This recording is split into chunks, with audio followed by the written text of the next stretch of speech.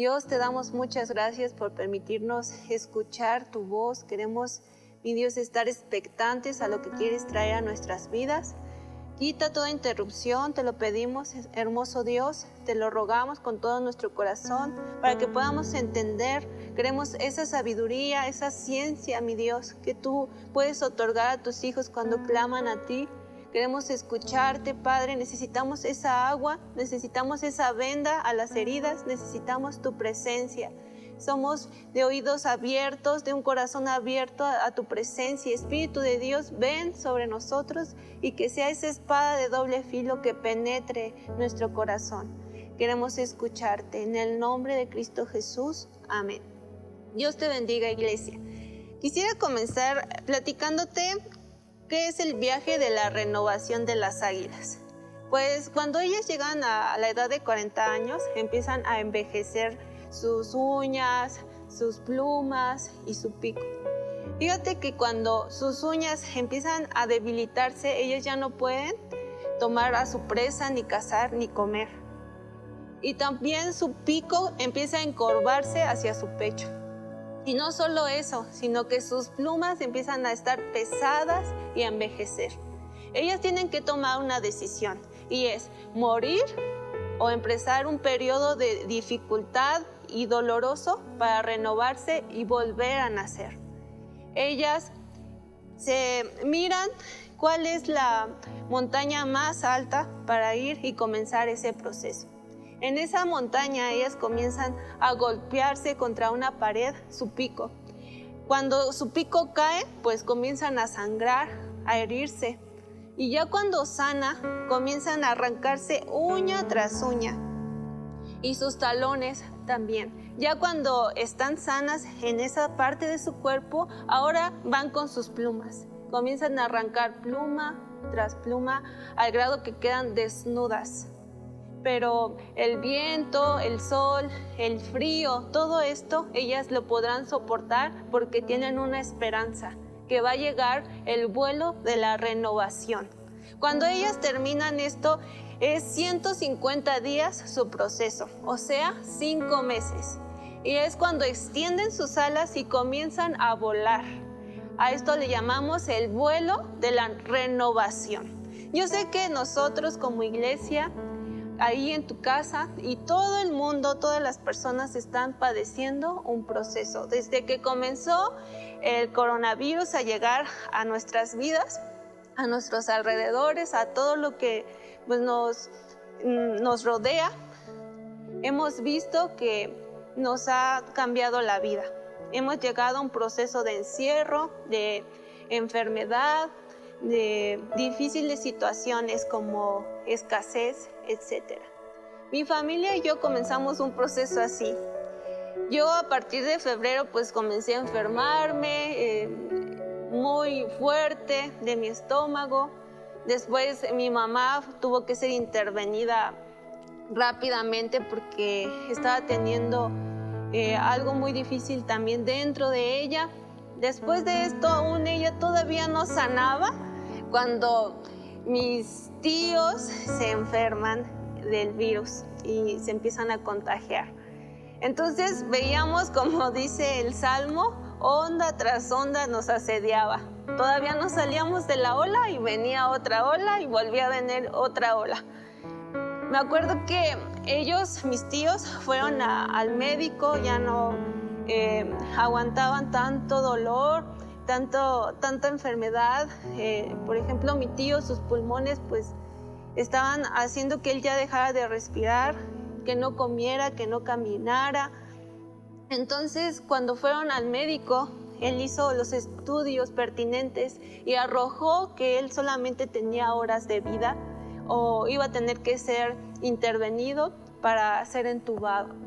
Nosotros, toda la familia, comenzó a llorar, comenzamos a buscar de Dios. No podíamos entender qué estaba pasando. Nunca habíamos estado en una situación tan difícil, pero no dejábamos de orar. Pasaron unas horas cuando nos dicen este diagnóstico del ser que amamos y su hijo ahora estaba accidentado, estaba internado en el hospital. Y veíamos que era onda tras onda tras onda sobre nuestra familia, sobre los que más amamos, que es no sé, nuestros seres queridos. Entonces, después de esto, mi mamá ahora otra vez es intervenida de urgencias y yo comienzo a enfermar otra vez. Pero yo recuerdo que todos frustrados y no entendíamos qué pasaba y pasaba y pasaba tanta adversidad, todos decíamos, Dios es bueno, Dios es bueno. Yo llegué al grado de tanto cansancio, yo decía, ya estoy cansada, ya siento que mi esperanza está cayendo, me siento muy sola, muy débil, pero entendí que a pesar de todo, Dios era misericordioso, porque vi viendo la mano de Dios levantando a mi familia. Y ahora podemos darle gloria a Dios porque hay sanidad sobre ellos. También Jeremías padeció algo de esto, algo de esta situación. Él también estuvo en una cisterna, hubo enfermedad en él porque no comía, su dignidad fue pisoteada de una manera brusca. La ciudad de Babilonia, los babilonios venían sobre el pueblo de Dios. Él veía a sus seres amados, a su pueblo, siendo golpeado, siendo maltratado, siendo esclavizado. No podía más. Al grado que mencionaba esto, que estaba comiendo piedras. Imagínate nada más el grado de dolor que él estaba pasando. En Lamentaciones 3:16 dice, me hizo masticar piedras, me revolcó en el polvo, me arrebató la paz. Ya no recuerdo qué es la prosperidad. Yo exclamo, mi esplendor ha desaparecido. Se perdió todo lo que yo esperaba del Señor. Recordar mi sufrimiento y no tener hogar es tan amargo que no encuentro palabras. Luego dice, siempre tengo presente este terrible tiempo mientras me lamento por mi pérdida. Tal vez usted ha perdido a un ser querido, ha perdido el trabajo, ha perdido esa estabilidad y puede identificarse con Jeremías. Pero lo impresionante es lo que dice en el 21. No obstante, aún me atrevo a tener esperanza cuando recuerdo lo siguiente. Miren, el fiel amor del Señor nunca se acaba. Sus misericordias jamás terminan. Grande es su fidelidad. Sus misericordias son nuevas cada mañana. Dice, el Señor es mi herencia, por lo tanto, esperaré en Él. El Señor es bueno con los que dependen de Él, con aquellos que le buscan. O sea, Él dijo, sí estoy padeciendo, sí estoy viendo a mis seres queridos sufrir, he perdido mi hogar, pero aún tengo misericordia. Tengo esperanza, porque Dios tiene misericordia cada mañana, es nueva cada mañana. ¿Qué es lo que el enemigo quiere hacer con nosotros para que pierdamos la batalla en medio de nuestro proceso o de las dificultades que estamos pasando? ¿Qué es lo primero que quiere hacer con tu vida y con la mía? Vamos a 2 de Reyes 25 y aquí dice lo que el enemigo de Babilonia hizo con el pueblo de Dios en el tiempo de Jeremías. Dice 25:9. Quemó por completo el templo del Señor, al palacio real y todas las casas de Jerusalén. Destruyó todos los edificios importantes de la ciudad. Después supervisó a todo ejército babilónico, mientras derribaba por completo las murallas de Jerusalén. Entonces yo quiero que pongas bien tu enfoque en esto. Quemó por completo el templo del Señor. Es lo que quiere el diablo, el enemigo. En medio de cualquier proceso difícil, quiere terminar con nuestra adoración. Porque sabe que eso nos va a traer esperanza y va a mover la mano de Dios. Y lo va a vencer también al enemigo. Pero lo primero que él quiere es que se acabe tu adoración. Recuerda que en el Salmo 121 dice, alzaré mis ojos a los montes. ¿De dónde viene mi socorro? Mi socorro viene del Dios que hizo los cielos y la tierra. El enemigo quiere que ya no tengas refugio en Dios, que no esperes en Él. Pero de nuestra cuenta corre cómo reaccionar ante las tempestades. Pablo y Silas nos enseñan cuál es la clave para abrir las puertas en medio de la dificultad. ¿Y quieres saber cuáles son? Mira, cuando Pablo y Silas fueron hacia Macedonia, porque era un mandato que Dios les había dicho a ellos en visiones, ellos iban a evangelizar, iban a hacer cosas buenas. Un día ellos iban hacia la oración, iban en camino para orar a nuestro Dios y se encuentran con una mujer que tenía espíritu de adivinación.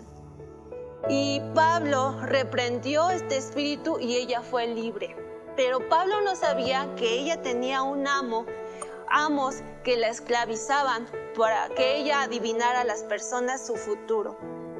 Entonces estos amos fueron con los magistrados, los jueces, y pidieron que a Pablo y Silas los arrojaran a la cárcel y los azotaran.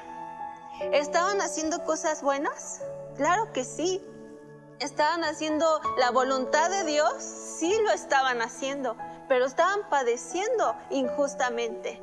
Pero Dios los sostuvo, porque ellos tuvieron una actitud buena. Y vamos a ver cuál es esa. ¿Cuál es la clave para que nosotros podamos pasar esta prueba? Quiero que leas conmigo Hechos 16, 22. Dice, entonces la multitud se amotinó contra Pablo y Silas, y los magistrados mandaron que les arrancaran la ropa y los azotaran. Después de darles muchos golpes, los echaron en la cárcel y ordenaron al carcelero que los custodiara con mayor seguridad. Y al recibir tal orden, él los metió al calabozo y les sujetó los pies en el cepo. ¿Qué pasa? Fueron azotados con vara. En esos tiempos ese dolor era un método de atormentar a las personas, dando de latigazos con vara. Dicen que levantaban sus pies, quitaban sus sandalias, los ponían en el suelo y azotaban sus talones con varas. También su cuerpo. Este dolor no duraba minutos, media hora, duraba días en su cuerpo, este dolor tan fuerte. Se hicieron llagas, hubo sangrado en ellos, tal vez infección. También dice aquí que los pusieron en un calabozo. O sea, los pusieron hasta lo más profundo de la cárcel, donde no entraba luz, donde había un olor horrible, tal vez había sangre de otros presos, etc. Y no solo eso, todavía venían heridos y los pusieron en un cepo. Un cepo es una tabla donde hay huecos, donde ponen sus pies y encima otra tabla para que no puedan moverse. Sus pies estaban adoloridos, estaban hinchados y ellos seguían sufriendo, pero ¿cuál fue la actitud que ellos tomaron? A veces nosotros nos preguntamos, ¿será de Dios que yo esté padeciendo esto? ¿O que mi familia, o que los que amo, o los que me rodean estén padeciendo esto? ¿O qué está pasando, no? Ellos estaban haciendo la voluntad de Dios.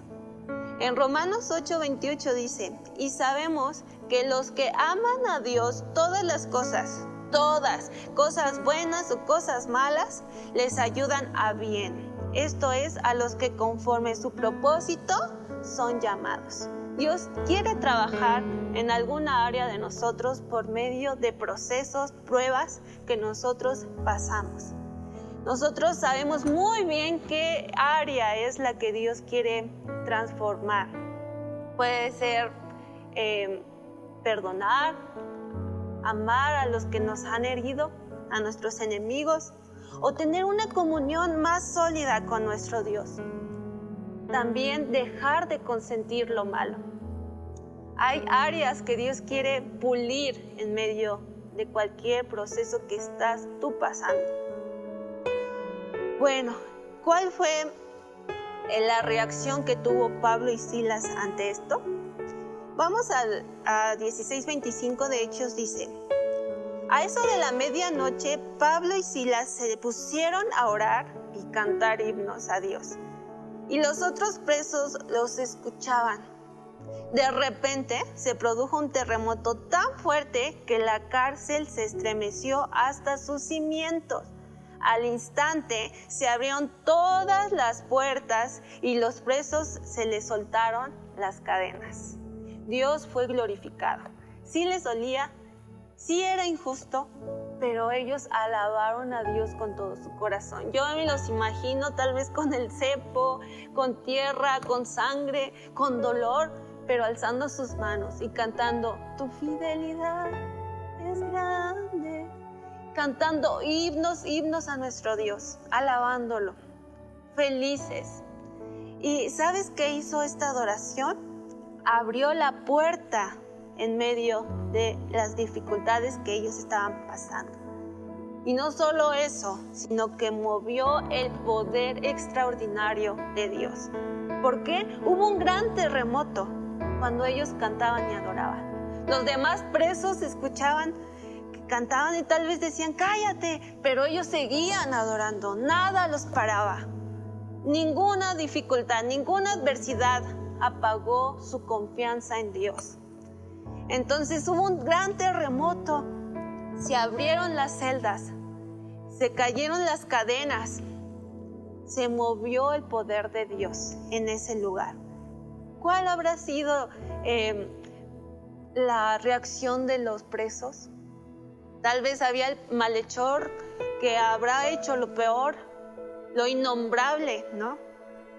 Pero tal vez estaban siendo tocados por el amor de Dios. La atmósfera había sido llenada de la presencia de Dios por medio de la adoración, en medio de una dificultad tan grande como ellos estaban pasando. Y también en ese proceso, en ese momento, hubo misericordia, compasión hacia los que les hicieron daño, que fue el carcelero. Cuando vieron que el carcelero quiso matarse porque pensó que todos se habían ido, que habían huido, Pablo y Silas le dijeron: no te hagas daño, estamos aquí. Y él les dijo: ¿qué hago para ser salvo? Necesito lo que tú tienes. Así, cuando tú estés pasando lo malo, lo sufrido, la adversidad, la tormenta, va a haber personas que te rodean y van a decir: yo quiero lo que tú quieres, lo que tú tienes. Yo quiero lo que te da fe, lo que te da esperanza. Y entonces en el 31 ellos le dijeron: cree en el Señor Jesús, así tú y tu familia serán salvos. ¿Sabes qué era lo que iba a pasar? Salvación hacia un hombre y toda su familia. Y también los presos que estaban alrededor escucharon estas palabras. La salvación inundó a todo el que rodeaba a Pablo y Silas. Todo proceso difícil atrae una hermosa bendición. Hay algo que va a venir. Ahí viene la bendición. Pero depende de tú y yo cómo reaccionamos. Nos ponemos a renegar: ¿o por qué a mí?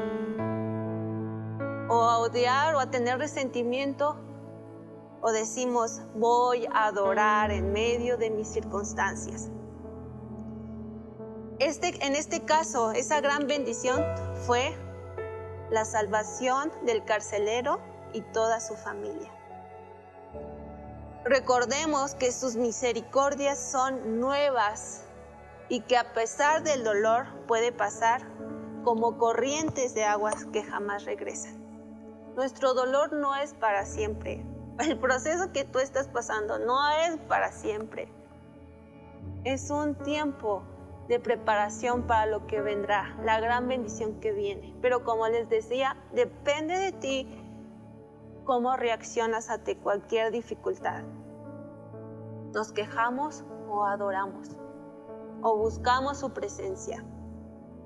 En Job 11:16 dice, olvidarás tu miseria o te acordarás de ella como aguas que pasaron.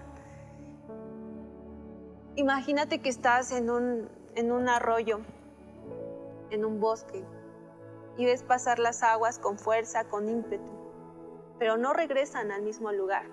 Así, cualquier miseria que estés pasando, cualquier circunstancia difícil va a pasar y no va a regresar al mismo lugar.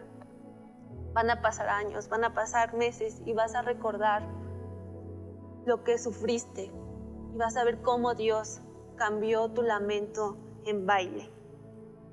En Isaías 40:31 dice, los que esperan en Dios tendrán nuevas fuerzas, levantarán alas como las águilas, correrán y no se cansarán, caminarán y no se fatigarán.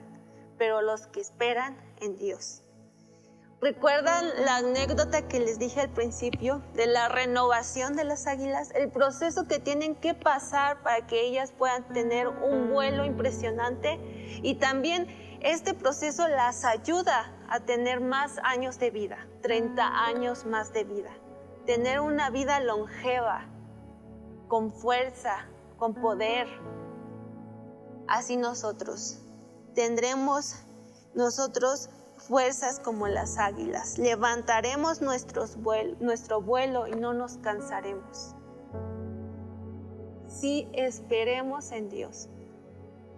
Porque en la noche tal vez es el lloro, pero en la mañana viene la bendición, viene la alegría. Cierra tus ojos, quiero que oremos. Señor, gracias. Gracias, Padre, porque tú estás con nosotros, Señor. Como decía Jeremías, aún me atrevo a tener esperanza, Señor, porque Dios es fiel, porque tú eres bueno y porque tus misericordias son nuevas cada mañana. Tú sigues siendo misericordioso, Padre. Tal vez no entendamos, Señor, cualquier situación difícil que estemos pasando, pero sabemos que tú eres bueno, Señor, que tú no nos fallas, Padre, que tú nos abrazas con tu amor, que esto va a pasar, mi Dios precioso. Tú nos impresionas, Señor, con tu amor, con tu presencia, Padre, con tu abrazo. No estamos solos, Señor.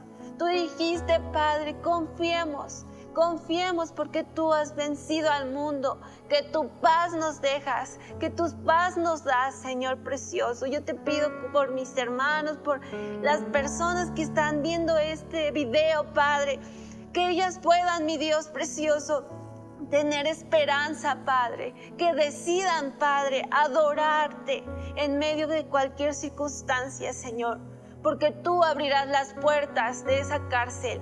Moverás, mi Dios, el cielo, Padre, para dar lo que te pedimos, lo que anhelamos, Señor. Gracias, Padre hermoso, por tu amor, por tu presencia. En el nombre de Cristo Jesús. Amén. Muchas gracias, hermano, por estar conectado. Dios te bendiga.